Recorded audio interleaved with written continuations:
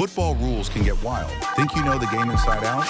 I'm about to blow your mind with 7 bizarre football rules that you've probably never even heard of. First up, let's talk about the back pass rule. Imagine this. A defender calmly passes the ball back to their goalkeeper. The keeper picks it up like it's no big deal. Boom! Free kick for the other team.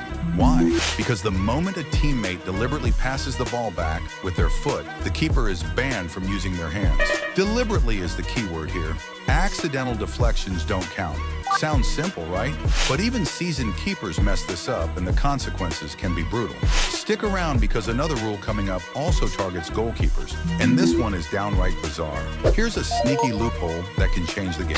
Normally, being behind the last defender means offside every time, but the offside rule vanishes into thin air when it comes to a throw-in. You could stand behind the goalkeeper during a throw-in and still be considered onside. Why does this rule even exist? It's a mystery, but it's perfectly legal. Imagine the chaos when teams use this to their advantage. And speaking of chaos, wait until we get to the rule about corner kicks. It's wild. The drop ball rule. Sounds like one of those polite football traditions, right? But there's a twist most fans don't know.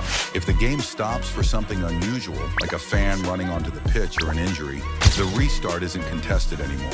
Instead, the ball is dropped and given back to the team that last had possession. This rule prevents messy scrambles, but it's also a strategic moment. Imagine the drama if a team doesn't play fair during a drop ball. Speaking of odd restarts, the next rule involves the referee, and it's a shocker. Now this one feels straight out of a comedy sketch. Picture this. The ball deflects off the referee, lands in the net, and the crowd goes wild. Before 2019, this could count as a goal. That's right, the referee could be credited with assisting or worse, scoring. Thankfully, the rules changed, and now any play involving a ref that results in a goal is nullified. But for years, this rule caused some hilarious and controversial moments. Keep watching, because there's more. We've all seen it. A player scores a crucial goal, rips their shirt off in celebration, and gets hit with a yellow card.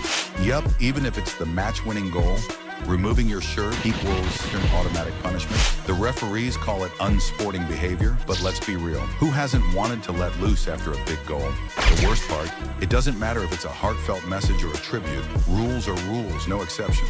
But this next rule, it's all about bending the boundaries. Here's a rule that might make you rethink corners entirely. A ball taken from a corner kick can legally curve outside the field of play in the air and then swing back in. The only condition, it can't touch the ground or any player while outside the line. Even better, if it curves directly into the goal, it counts. Imagine seeing that in a high-stakes match. But why stop there?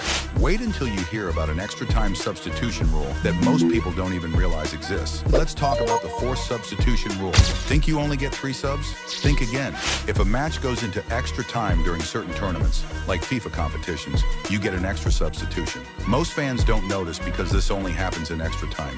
But for coaches who remember this, it's a game changer. Imagine pulling in a fresh striker to tip the balance in your favor. Which one of these rules shocked you the most? Are there others you think we missed? Drop a comment below and remember to subscribe for more football stories.